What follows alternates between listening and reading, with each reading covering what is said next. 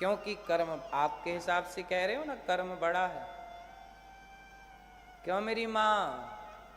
कर्म बड़ा है तो चोर का चोरी करना सही है कि गलत है? इसका मतलब ये हुआ कि कर्म बड़ा नहीं है। अब यहां कर्म को समझना पड़ेगा। कर्म दो तरह के होते हैं, होते तो तीन हैं, पर आपको समझाने के लिए मैं सरल भाषा में दो तरह के प्रयोग कर रहा हूं। कर्म दो तरह के होते हैं, एक अच्छे कर्म, एक बुरे कर्म, है ना? बोलो हाँ। अब अच्छा कर रहे हो वो भी कर्म है, और बुरा कर रहे हो वो भी कर्म है। अब अच्छा करूं मैं कि बुरा करूं, ये कौन बताएगा? ये कर्म गलत है, ये कर्म सही है, सही गलत की पहचान कौन बताएगा?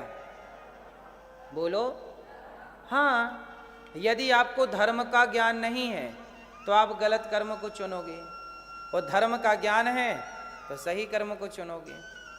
तो धर्म का ज्ञान होगा तो आप सही कर्म करते हुए आगे बढ़ोगे।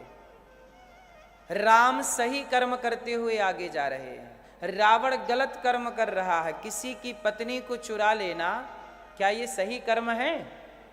हाँ। भरी सभा में किसी महिला के कपड़े उतार देना, क्या ये सही कर्म था? हाँ। तो दुशासन ने, दुर्योधन ने, रावण ने गलत कर्म चुना। परिणाम क्या हुआ आपको पता है। कसाई गलत कर्म चुनता है, चोर गलत कर्म चुनता है, तुम्हारा बेटा तुम्हारे पांव दबाता है, उसने सही कर्म चुना है। मन लगा के पढ़ता है, ईमानदारी से चलता है, सच बोलता है, ये सही कर्म है। तो सही कर्म और गलत कर्म, इन दोनों के बारे में समझाएगा कौन? क्या गलत है क्या सही है? धर्म। इसलिए जिसके भीतर धर्म है वही सही कर्म कर सकता है, जिसके भीतर धर्म का नॉलेज नहीं है वो सही कर्म नहीं कर सकता। अब लोग मांस खा रहे हैं। मांस क्यों खा रहे हैं? गाय का मांस खा रहे, बीफ खा रहे हैं लोग। बोलो हाँ। खाते हैं कि नहीं? खाने वाले लोग मांस खा रहे हैं। अब बताइए, क्या मांस खाना सही है कि गलत है? गलत है। पर वो गलत कर्म कर रहे हैं ना। क्यों कर रहे हैं? क्योंकि उन्हें धर्म का ज्ञान, काश धर्म। आप, एक आदमी झूठ बोल रहा था, क्यों बोल रहा था? क्योंकि उसे धर्म का नॉलेज, धर्म को जानने वाला, धर्म को मानने वाला झूठ कैसे बोल सकता है? उसका दिल धड़कने लगेगा जोर जोर से यदि वो झूठ बोलेगा तो। बोलो हाँ। धर्म का ज्ञान नहीं है तो आप झूठ बोल, आप झूठ इसलिए बोलते हैं क्योंकि आपको धर्म का ज्ञान नहीं है। मांस इसलिए खाते हैं लोग क्योंकि धर्म का ज्ञान नहीं है। गलत रास्ते पर निंदा, अब बैठे बैठे निंदा कर रहे हैं, चुगली कर रहे हैं, अरे ये गलत, ये गलत, ये क्यों कर रहे हो निंदा? निंदा इसलिए कर रहे हो क्योंकि आपको धर्म का ज्ञान नहीं है। धर्म का ज्ञान होता तो जो समय आप निंदा चुगली में गवा रहे हो वो समय भगवान के चिंतन में लगाते, अच्छे काम में लगाते, अपने उत्थान में लगाते, अपने लिए अच्छी प्लानिंग कर लेते। इसलिए क्या बड़ा हुआ? क्या बड़ा हुआ? धर्म से किया गया कर्म श्रेष्ठ है, धर्म से ना किया गया कर्म श्रेष्ठ। इसलिए मूल में है धर्म। धर्म के ज्ञान से कर्म कीजिए, धर्म युक्त कर्म कीजिए। कर्म कितने तरह के बताए हमने? दो तरह के। कौन कौन से? बुरा कर्म, अच्छा कर्म। बोलो हाँ। अब ये दोनों कर्म क्या बनेंगे? पाप और पुण्य। पाप किसे कहते हैं? मैं ये बताओ, पाप किसे कहते हैं? पाप किसे कहते हैं? आप बताओ। हाँ, पाप किसे कहते हैं? हैं? गलत कर्म को ही पाप कहते हैं। आज जो आप गलत कर्म करोगे वो गलत कर्म क्या बन जाएगा? पाप। और जो सही कर्म है, अच्छा कर्म, बुरा कर्म, जो अच्छा कर्म आप करते हो वो अच्छा कर्म पुण्य बन जाता है, और जो बुरा कर्म करते हो वो बुरा कर्म क्या बन जाता है? पाप। हमारा कर्म ही हमें पाप और पुण्य के रूप में प्राप्त होता है। पाप, इस संसार में दो चीजें आप कमाने आए हो। इस संसार में क्या कमाने आए हो आप लोग? दो चीजें, या तो आप पाप कमाओगे या तो आप पुण्य कमाओगे। बताओ तीसरा क्या कमाओगे? या तो किसी को खुशी दे के पुण्य कमाओगे या किसी को दुख दे के पाप कमाओगे। किसी की जान बचा के पुण्य कमाओगे या किसी की हत्या करके पाप कमाओगे। या सच बोल के पुण्य कमाओगे या झूठ बोल के पाप कमाओगे। किसी को रोटी देकर पुण्य कमाओगे या किसी से रोटी छीन करके पाप कमाओगे। या तो आप पाप कमाओगे या तो आप पुण्य कमाओगे। तीसरा कुछ है कमाने के लिए लंदन में? बोलो मेरी माँ, है कुछ कमाने के लिए? क्या कमाओगे? क्या कमाओगे? भाव? पाउंड? पाउंड कमाओगे? हैं? पाउंड भी तो पाप से कमाया जाएगा या पुण्य से कमाया जाएगा? पैसा भी आप या पाप से कमाओगे या तो पुण्य से कमाओगे। पुण्य से मतलब या तो आप झूठ बोल के कमाओगे तो पाप होगा, सच बोल के कमाओगे तो ईमानदारी से कमाओगे, पाउंड तो पुण्य है। बेईमानी से पाउंड कमाओगे तो मतलब कुल मिला के पाप या पुण्य ही कमाओगे आप। तीसरा कुछ नहीं है कमाने को। पैसा भी तो ईमानदारी बेईमानी से कमाते हैं लोग, तो वो पाप पुण्य तो हो गया कि नहीं? लोग नहीं कहते यार ये तू पैसा कमा जरूर रहा पर तेरा पाप का पैसा है। लोग कहते ना तेरी पाप की कमाई है। अब जैसे किसी का कारोबार है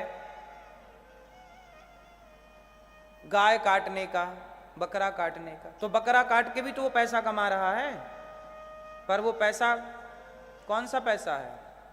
पाप का पैसा है।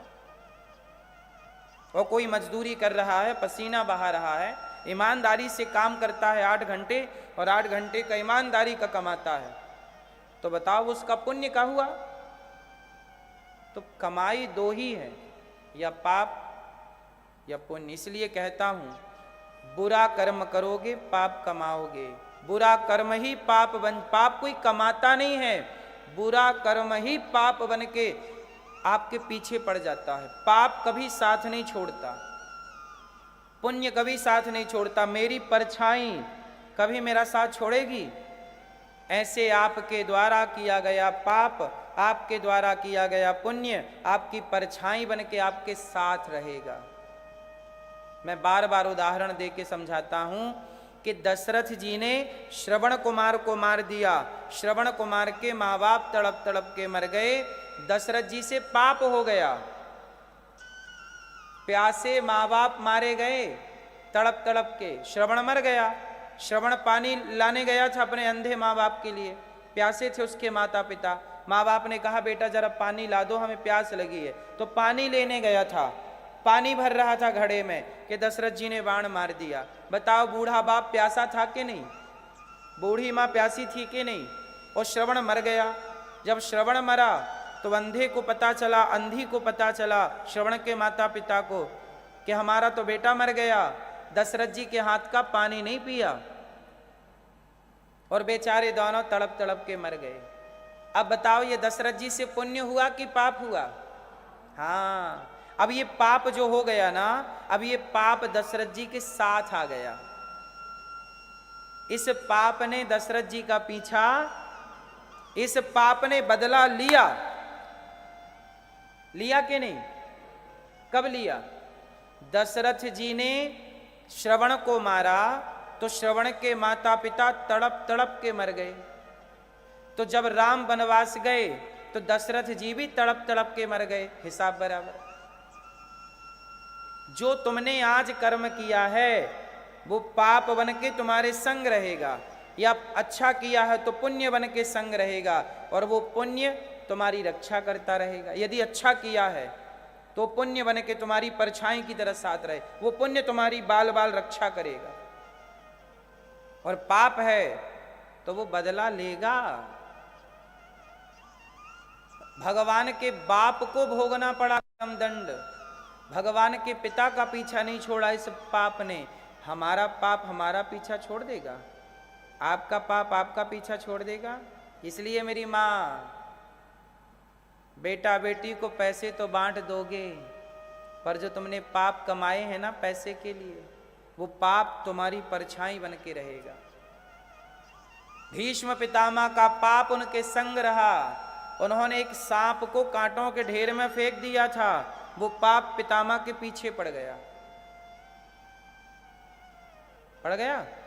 और फिर भीष्म पितामह को बाणों की सैया में लेटकर वो पाप चुकाना पड़ा। बोलो हाँ कि ना? आपको क्या लगता है? आपको बड़ा कष्ट हो जाता है, शारीरिक कष्ट, पारिवारिक कष्ट, सब कुछ है महाराज, फिर भी बड़ी तकलीफ है। ये तकलीफ क्यों आ गई अकस्मात? तुम्हारे पाप प्रकट हो गए। जो परछाई बन के साथ थे अब वो तुम्हारी खोपड़ी पर चढ़ गए, और तुम्हारे पापों का दंड तुम्हें मिल रहा है तुम्हारी बीमारी के रूप में। इतने अच्छे अच्छे डॉक्टरों को आपने दिखाया पर बीमारी जाने का नाम नहीं ले रही। इतना पैसा खर्च कर दिया आपने, दुनिया भर में दिखाया, अमेरिका, जापान, लंदन में दिखा लिया, पर बीमारी ठीक नहीं हो रही है। इसका मतलब वो बीमारी नहीं है, वो पाप ही तुम्हारी बीमारी के रूप में है, उसे भोगना पड़ेगा। डॉक्टरों के बस में होती तो चली जाती ना अब तक। बोलो हाँ। इसलिए मेरी माँ, तुम्हारा पाप तुम्हें भोगना पड़ेगा। इसलिए कहता हूं पाप करने से डरो, मोबाइल चलाने से बचो,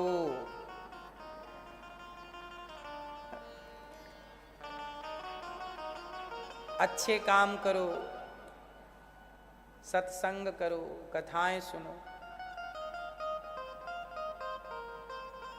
सही है कि गलत है?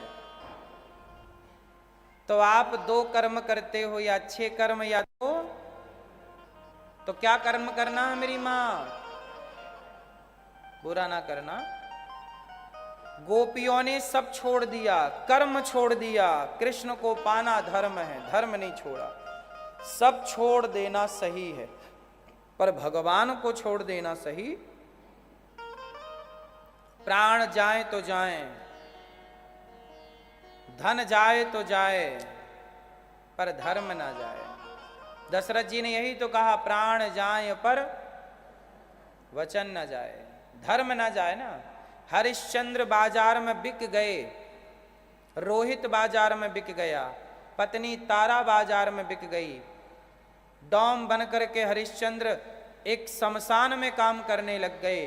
राजा थे हरिश्चंद्र, पर इतना यातना, इतना कष्ट सहा। मैया सो रही हो मेरी माँ? नहीं, पीली मैया पीछे वाली नहीं। हाँ सुनो, हरिश्चंद्र ने इतना कष्ट किसके लिए सहा? बाजार में बिक गए, नहीं बिके? किसके लिए? बेटा बिके तो बिक जाए, पत्नी बिके तो बिक जाए, मैं बिकूं तो बिक जाऊं, खुद को बेच दिया। राजा थे हरिश्चंद्र, शमशान में मुर्दा जलने आते थे ना, तो मुर्दा जलाने का टैक्स लेने का काम हरिश्चंद्र को मिला, डॉम ने खरीदा। आज भी हरिश्चंद्र घाट काशी में है, आज भी उनका वो शमशान घाट है जहां पे उन्होंने काम किया। बाजार में बिक गए, किसके लिए? क्यों बिकना पड़ा? धर्म के लिए, सत्य बोलूंगा, सत्य नहीं बोलूंगा। हरिश्चंद्र को क्यों बिकना पड़ा, पूरी कथा पता है आपको? क्या सिचुएशन हुई, क्या हुआ कि उन्हें बाजार में बिकना पड़ा, पता है? शॉर्ट में, सूक्ष्म में आपको जरा सी बात सुना देता हूं हरिश्चंद्र जी की। हुआ क्या था कि विश्वामित्र जी नाम के ऋषि थे। विश्वामित्र, एक बार क्या हुआ कि वशिष्ठ जी और विश्वामित्र जी देवताओं के पास पहुंचे। तो विश्वामित्र जी ने कहा कि इस धरती पे कोई सत्यवादी है? तो वशिष्ठ जी ने कहा कि मेरा चेला है। वशिष्ठ जी कौन है? राम के गुरु। और हरिश्चंद्र कौन है? राम के पूर्वज, राम के। वशिष्ठ जी ने कहा कि मेरा शिष्य है हरिश्चंद्र, सत्यवादी है, झूठ नहीं बोलता। तो विश्वामित्र जी बोले मैं परीक्षा लेना चाहूंगा। ठीक है, आप परीक्षा ले लो। विश्वामित्र जी गए परीक्षा लेने। विश्वामित्र जी ने कहा राजन हरिश्चंद्र, मैं यज्ञ करना चाहता हूं, तो यज्ञ में थोड़ा मुझे सोना चांदी की जरूरत पड़ेगी, क्या तुम मेरे यज्ञ में सहयोग करोगे? कहा महाराज आप जो चाहते हैं ले जाइए।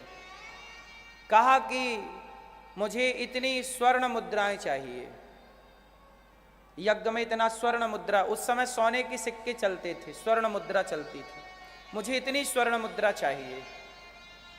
ठीक है महाराज, ये रही आपकी स्वर्ण मुद्रा। ला के दे दिया खजाने से हरिश्चंद्र, ये रही। विश्वामित्र जी ने कहा कि मैं स्वर्ण मुद्राएं ले तो जाऊं, पर मैं तो घास की झोपड़ी में रहता हूं, यज्ञ करूंगा अगले साल, अभी कहाँ रखूंगा, इसलिए एक काम करो, ये स्वर्ण मुद्राएं मेरी, पर मैं रख रहा हूं तुम्हारे पास। ठीक है महाराज, आपकी अमानत मेरे खजाने में है, जब आप बोल दोगे तो आपकी अमानत आपको मिल जाएगी। ठीक है। अब हुआ क्या कि विश्वामित्र जी ने एक कन्या को प्रकट किया। देखो परीक्षा तो ले ही रहे थे, एक कन्या को प्रकट किया बड़ी सुंदर, हरिश्चंद्र के पास भेजी। उस कन्या ने कहा महाराज मैं आपसे विवाह करना चाहती हूं, मैं विश्वामित्र जी की पुत्री हूं, मेरे से विवाह कर लीजिए आप। हरिश्चंद्र ने कहा नहीं, मेरी पत्नी तारा है, मैं अपनी पत्नी को छोड़ करके किसी और स्त्री को देखूंगा तो या वो मेरी माँ के रूप में होगी, या तो मेरी बहन के रूप में होगी, या तो मेरी बेटी के रूप में होगी, चौथा कोई नजरिया नहीं हो सकता। वो कन्या बिगड़ गई, विश्वामित्र जी को ले आई। विश्वामित्र जी ने कहा राजन मेरी बेटी चाह रही है आपसे विवाह करना, क्यों नहीं कर लेते? नहीं महाराज, मेरे से विवाह ना करो, आप जो चाहो, ये कन्या को जो चाहिए मैं इसे दे दूंगा। विश्वामित्र जी आपको जो चाहिए ले लीजिए, पर मुझे विवाह का दबाव मत दीजिए, मैं विवाह नहीं कर सकता। तो विश्वामित्र जी बोले तू सब कुछ दे सकता है? बोले जो आप चाहो मैं सब कुछ दे सकता हूं, पर मैं अपनी पत्नी को धोखा नहीं दे सकता।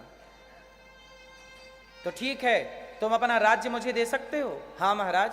तुरंत अपना संपूर्ण राज्य दे दिया। विश्वामित्र जी राज्य को स्वीकार कर लिए और विश्वामित्र जी बोले सुनो ये राज्य आज से हमारा, अब तुम जाओ, लेकिन जाने से पहले ये बताओ अब मेरे यज्ञ की डेट आ गई है, वो जो तुमको मैंने धन दिया था वो धन वापस करो। वो स्वर्ण मुद्राएं? बोले महाराज वो तो खजाने में है। बोले राज्य दे दिया है, लेकिन जो मेरा वाला धन था यज्ञ करने के लिए तुमने दिया वो कहाँ है? अब कहाँ से लाएं? अब तो राज्य दे चुके हो, राज्य के भीतर खजाने थे तो वो सब चला गया। अब बोले महाराज मुझे 1 महीने का टाइम दो। तो एक साधु का ऋण चुकाने के लिए हरिश्चंद्र काम मांगे, पत्नी तारा, कपड़े उतार लिए इनके, सामान्य कपड़े पहन के ये दर दर भटकने लग गए। सब राज्य छिन गया, सब चला गया, पत्नी बेटा सब दर दर की ठोकर खाने लग गए। महीने का आखिरी दिन आ गया, संत का ऋण नहीं चुका, क्या बिना चुकाए मर जाएंगे? तो गंगा जी में डूब करके मरने का प्लान करने लग गए। तब तारा ने कहा, महाराज आप ऐसा मत करो, मुझे क्यों नहीं बेच देते बाजार में? तारा ने अपने को बेच करके कुछ पैसे हरिश्चंद्र को दिए, रोहित ने अपने को बेच कर कुछ पैसे दिए, इन्होंने भी अपने को बेचा और उतना स्वर्ण मुद्राएं प्राप्त की जितनी जरूरत थी, और उन्होंने विश्वामित्र जी को दिया और खुद बिक गए। चाहते हरिश्चंद्र तो बोल देते कि नहीं देता मैं राज्य, मैं नहीं दूंगा, आप क्या कर लोगे, लेकिन नहीं, सत्य ना जाए। इनके बेटे को सांप ने डस लिया, रोहित को, और इनकी पत्नी तारा, जब सांप डसा बच्चे को, उड़ाने के लिए कफन का टुकड़ा नहीं था, उठा करके गोद में लाई, शमशान में तो कम से कम दफना दूं या चिता पे जला दूं। उसी शमशान में हरिश्चंद्र काम करते थे। जब उन्होंने देखा कि ये तो मेरा बेटा है, रोहित है, पत्नी से कहा कि अच्छा, दोनों बिक गए थे, दोनों अलग अलग जगह पे चले गए थे, वर्षों बाद मिलना हुआ, तो मिलना भी कैसा हुआ, पुत्र की मृत्यु हो गई थी। रोहित 5-6 साल का था, सांप ने डस लिया। सोचिए, जब रोहित मरा तो हरिश्चंद्र ने कहा कि इस शमशान में आपको चिता पे जलने नहीं दिया जाएगा इस बच्चे को, या दफन नहीं होने दिया जाएगा, क्योंकि यहाँ का नियम है कि पहले टैक्स देना पड़ेगा। पत्नी से कहा पहले टैक्स दो। तारा बोली मेरे पास कहाँ, मैं तो बिक चुकी हूँ। महाराज जी आपका बेटा है, आप अग्नि दे दो इसे। नहीं, मेरा बेटा ये था, पर अब मैं किसी का नौकर हूँ और मेरा मालिक का अधिकार मेरे ऊपर है, उसने पैसे से खरीदा है, अब मैं इस पुत्र की अंतिम क्रिया नहीं कर सकता, इसे यहाँ जलने की इजाज़त नहीं दे सकता। ये सारी बातें जब आप पढ़ोगे ना हरिश्चंद्र का उपाख्यान, तो आंखों से आंसू रोक ना पाओगे। धर्म के लिए, सत्य के लिए बाजार में बिक गए। अच्छा, संयोग देखिए कि वो तारा शमशान में खड़ी बेटे की लाश लेकर, और तारा को जिसने खरीदा था उसके घर हो गई संयोग से चोरी। तो उसे लगा कि मेरी दासी ही चोरी करके भागी है। राजा को शिकायत की तो राजा ने आदेश दे दिया कि उस महिला की हत्या कर दी जाए। अब सेना आई और तारा को पकड़ लिया, बोले इसने पंडित जी के घर चोरी की है, इसकी दासी थी, चोरी करके भागी। अब तारा को मृत्यु दंड मिल गया। अब सोचो, बेटा मरा पड़ा है और हरिश्चंद्र के आगे उनकी पत्नी को मारा जा रहा है। तब डोम आ गया।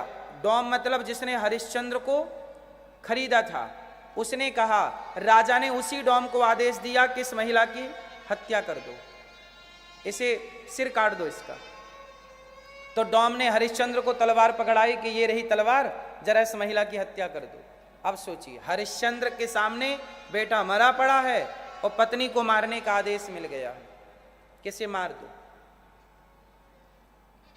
हरिश्चंद्र जी के हाथ कांपने लग गए। कौन अपनी पत्नी पे तलवार चलाएगा? कांपने लग गए। पत्नी बोली, स्वामी हाथ ना कपाइए, बेटा चला गया तो आ जाएगा, पत्नी चली गई तो फिर दूसरी पत्नी आ सकती है, पर स्वामी आपका धर्म चला गया तो नहीं आएगा, इसलिए धर्म की रक्षा कीजिए स्वामी, पत्नी की रक्षा मत कीजिए, जाने दीजिए। हरिश्चंद्र ने तलवार उठाई और जब आगे बढ़ाई तो विश्वामित्र जी अब तड़प गए। बस कर बेटा, बस कर। प्रकट हो गए वहां भगवान, प्रकट हो गए। वाह हरिश्चंद्र, जब तक ये धरती रहेगी सत्यवादियों में तुम्हारा ही नाम होगा। इसलिए जब भी कोई सच की बात करता है तो हरिश्चंद्र की ही बात की जाती है कि हरिश्चंद्र जैसा सत्यवादी, इतना सत्य कि उस सत्य के लिए बिक गए। ऐसा, ये ऐसे रक्षा होती है, त्याग करना पड़ता है। आजकल हम लोग त्याग जरा भी नहीं करते और सोचते हैं सब कुछ मिल जाए। बिना त्याग किए कुछ नहीं मिलता। भारत में फांसी के झूलों पर झूले हैं तब जाके आजादी मिली है, बिना झूला झूले आजादी नहीं मिली मेरी माँ। हाँ, फांसी के फंदों पर लटके हैं, चूम करके उस फंदे को, तब जाके आजादी मिली है। हरिश्चंद्र जैसे लोग बाजार में बिके हैं, तब जाकर के सत्य की स्थापना हुई। राम जैसे लोग जंगल में भटके हैं, तब जाके मर्यादा पुरुषोत्तम कहलाई और मर्यादा की स्थापना हुई। आज उसी मर्यादा को, उसी सत्य को हम लोग स्वीकार करने को तैयार नहीं।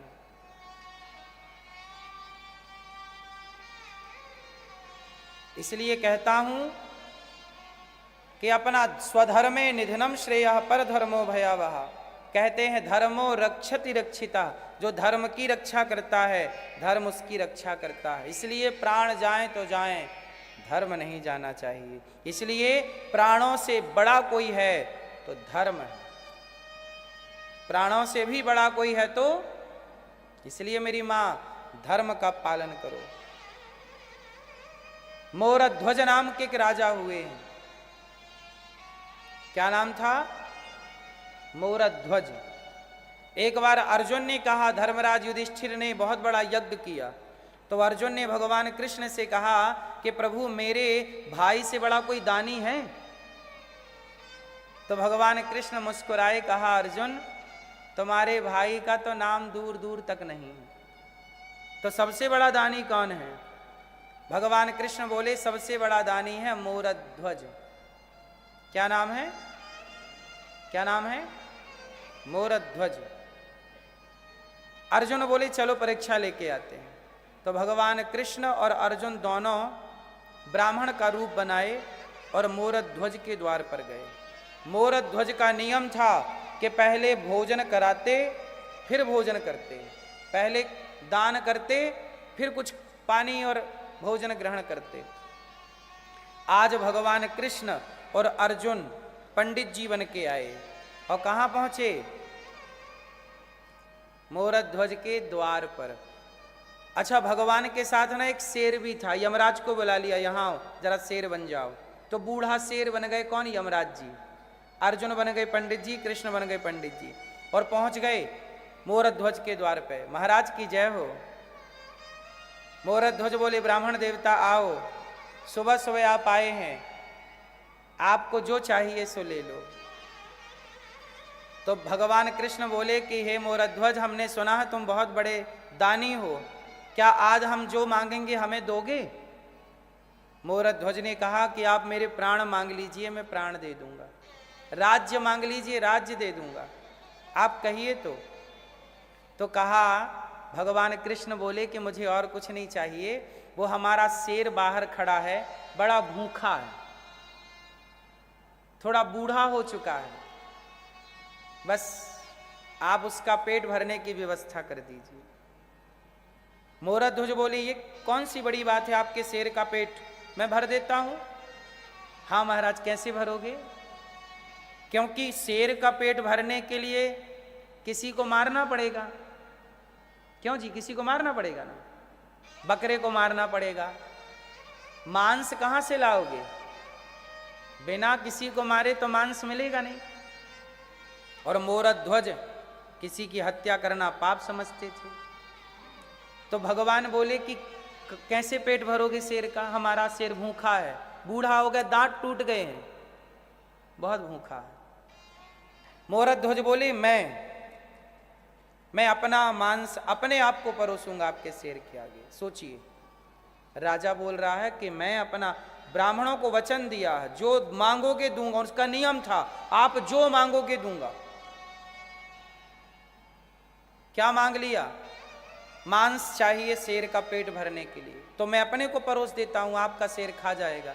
भगवान कृष्ण बोले ब्राह्मण बन के आए ना, ब्राह्मण पंडित जी बोले कि नहीं महाराज, आपका मांस हमारा शेर नहीं खाएगा, आप थोड़ा बूढ़े हो गए हैं, आपका मांस थोड़ा कड़ा है ना, हमारा शेर बच्चे का मांस खाएगा। सुना है कि आपका बेटा है, और आप यदि अपने बेटे का मांस हमारे शेर को परोस देंगे तो हमारे शेर का पेट भर जाएगा, वरना भूखा मर जाएगा। लेकिन शर्त है महाराज, हमारे शेर के दांत टूट गए हैं, वो मांस फाड़ नहीं सकता, तो मांस फाड़ के आपको देना पड़ेगा। तो आप ऐसा करिए कि अपने बेटे के सिर पे आरा रखिए, आरा, आरी,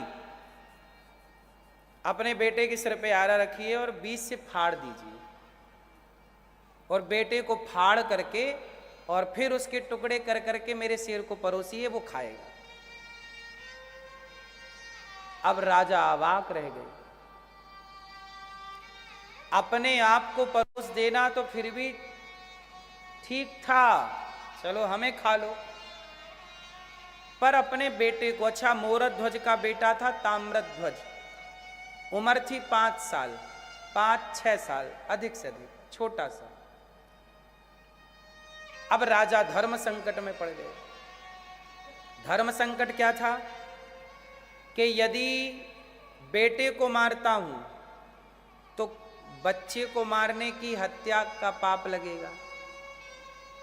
किसी को भी आप बच्चे को पकड़ के मार दोगे तो हत्या तो लगेगी ना। तो क्या करें? यदि नहीं देते तो ब्राह्मणों को दिया हुआ वचन हमारा मिथ्या हो जाएगा। छोटा सा बालक वहीं खड़ा था, सब कुछ सुन रहा था। तब मोरध्वज का बेटा ताम्रध्वज बोला, पिताजी आप घबराइए ना, मैं आपका बेटा हूं, और पुत्र का धर्म होता है कि वह पिता के धर्म की रक्षा करे, पिता के वचन की रक्षा करे। मोरध्वज आया और मोरध्वज ने, ताम्रध्वज आया, खड़ा हो गया, पिताजी मुझे काट दीजिए। आरा लाया गया, आरी सिर पे रखी गई, काटेगा कौन? भगवान बोले, ब्राह्मण बोले कि आप दोनों पति पत्नी को यह काम करना पड़ेगा, आपकी पत्नी को बुलाइए। मोरध्वज की पत्नी आई। अब सोचिए, माँ बाप खड़े हैं, बीच में बेटा खड़ा है और उसके सिर पे आरा चलाना। चलाइए, है आपकी हिम्मत?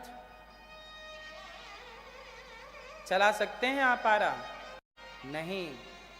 मोरध्वज चाहते तो बोल देते कि मैं ये वचन नहीं देता, मैं नहीं दूंगा आपको अपने बेटे का मांस, शेर तुम्हारा भूखा है, मेरा लेना है ले लो, बेटे का नहीं दूंगा। पर नियम क्या था? जो मांगोगे वो दूंगा। तो मांगा ये गया है तो दे करके अपना वचन पूरा करो, या फिर असत्यवादी बन के रहो। नहीं दोगे तो क्या बन जाओगे? असत्यवादी, और दोगे तो क्या बनोगे? सत्यवादी। अब वो 5 साल का बच्चा भी बोला कि ठीक है, मैं तैयार हूं, मेरे पिता के वचन की रक्षा होनी चाहिए। पुत्र पुत्र पुत्र तब माना जाता है जब वो पिता के धर्म की रक्षा करे। यदि आप अपने पिता के धर्म की रक्षा नहीं करते तो किस बात के पुत्र हैं? लो भैया, रानी ने जब सब हाल सुना, बेटे के सिर पे आरा चलाना था, रो पड़ी, मां रो पड़ी। और जब रोई तो भगवान बोले, खबरदार महाराज, एक शर्त और है, यदि आपकी आंखों से आंसू आए या रानी जी की आंखों से आंसू आए तो हमारा शेर तुम्हारे बच्चे का मांस ग्रहण नहीं करेगा। आरा चलाना है, पर शर्त है कि आप रो नहीं सकते। अब आरा पकड़े राजा, आरा पकड़ी रानी, चला रही, और जैसे ही एक बार चलाया तो बच्चा बोला, माँ एक बार रुक जाओ, रुको, मैं अभी आया। बच्चा दौड़ के गया, अंदर से रुई लेके आ गया, कॉटन, कान में ठूंस दिया माँ के और पिता के। माँ बोली, बेटा ये कान में रुई क्यों लगा रहा है? तब बच्चा बोला, ताम्रध्वज बोला कि माँ जब तुम्हारा चलाओगी शायद मैं दर्द से चिल्लाऊं, मैं चीखूं, कहीं मेरी चीख तुम्हारे कानों में ना चली जाए। यदि मेरी चीख आपके कानों में गई तो आप आरा चलाना रोक दोगी, और आरा चलाना रुक गया ना माँ तो पिता का धर्म संकट में पड़ जाएगा। इसलिए मैं कितना भी चीखूं चिल्लाऊं, ये रुई लगा लो कान में, मेरी आवाज़ ना जाए, मैं कितना भी चिल्लाऊं, लेकिन माँ आपके हाथ नहीं रुकने चाहिए, क्योंकि धर्म की रक्षा करनी है। पिता के दिए गए वचन की रक्षा करनी है। देखो जरा, एक बेटा वो है कि पिता के लिए मरने को तैयार है, और एक बेटे आज के हैं कुछ बेटे जो बाप की संपत्ति के लिए बाप को मारने को तैयार है। आरा चलाया गया, पिचकारी निकल रही है रक्त की, कहीं मां के ऊपर जा रही, कहीं दीवार पे जा रही। देखते देखते आरा चला, बच्चा 2 भागों में डिवाइड हो गया, फट गया। ब्राह्मण बोले महाराज इसका दाहिना हिस्सा ले जाओ और मेरे शेर को डाल दो, और बायां हिस्सा ले जाके गटर में फेंक सकते हो आप। तब मां की आंखों में आंसू आ गए। भगवान कृष्ण बोले, ब्राह्मण बन के आए, ब्राह्मण बोले क्यों रो रही हो मां? तब मां ने कहा कि महाराज मेरे पुत्र का एक हिस्सा आपके काम आ सका, पर दूसरा हिस्सा आपके काम नहीं आ सका, इसलिए आंखों में आंसू आ गए कि मेरे पुत्र का बलिदान पूरा पूरा आपके काम ना आ सका।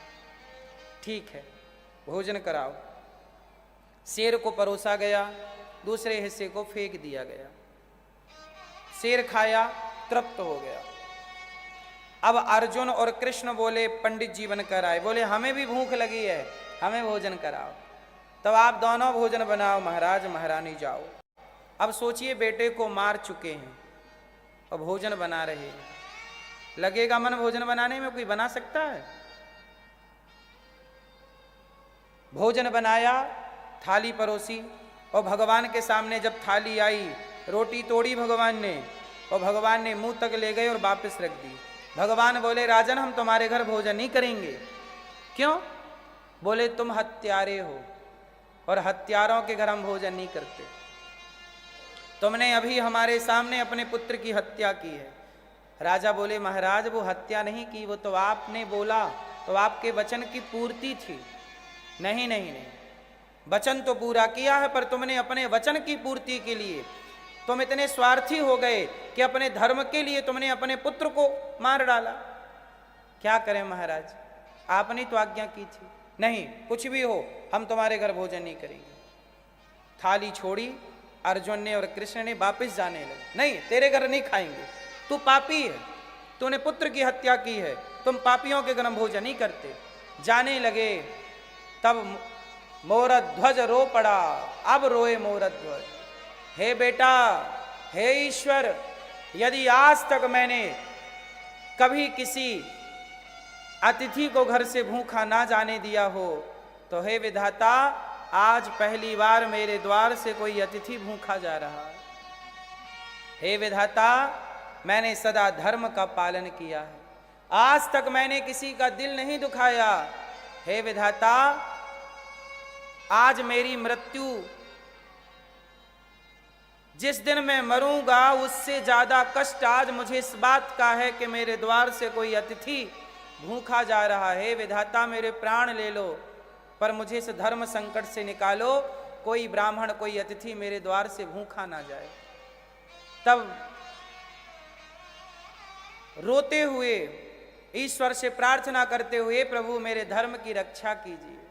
हे नाथ, मैंने आपसे कभी कुछ नहीं चाहा, आज मेरे धर्म की रक्षा कीजिए।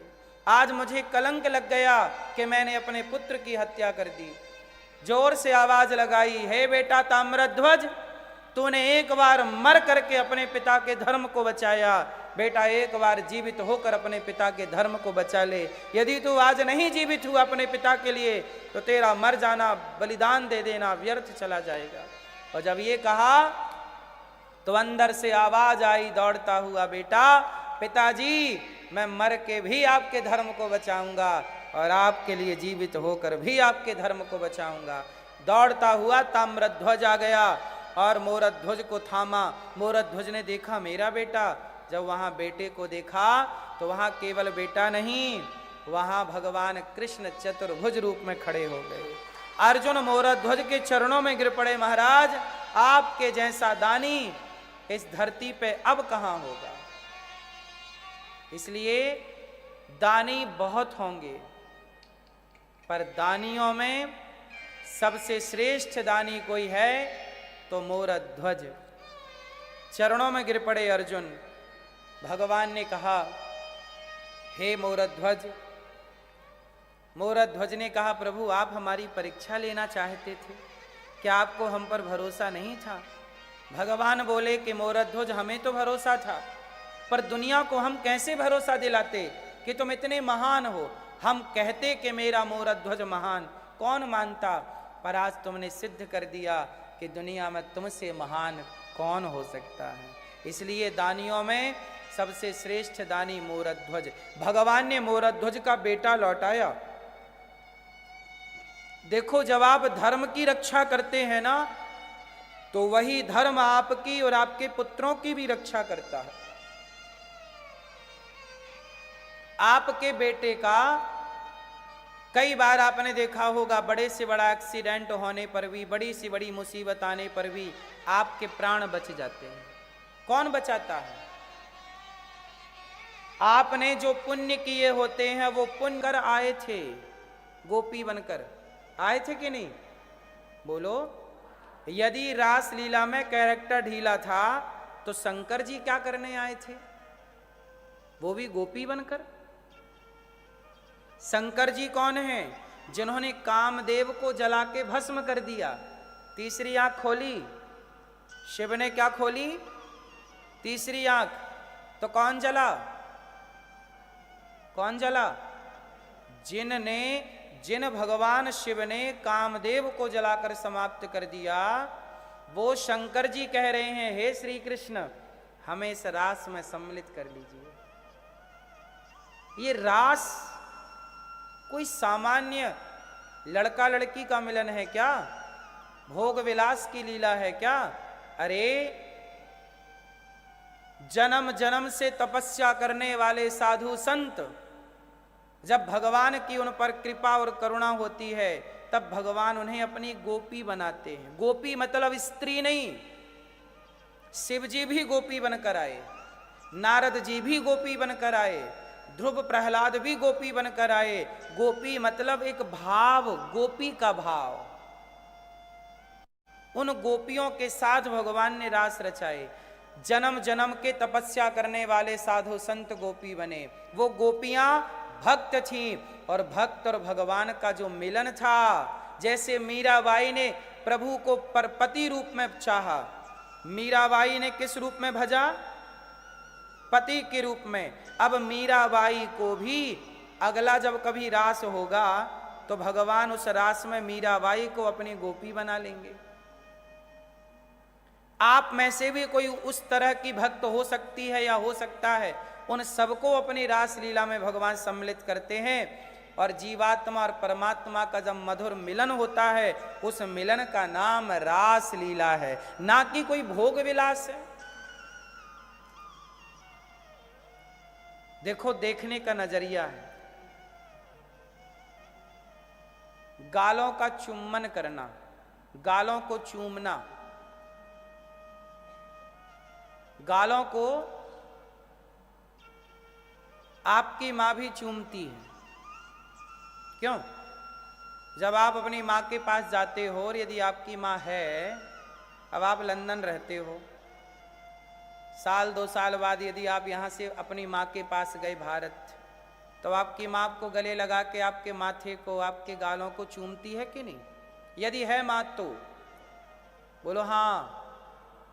बेटी के भी गाल चूमती है, और बेटा कितना भी बड़ा हो जाए, तुम 40 साल के हो गए, मेरी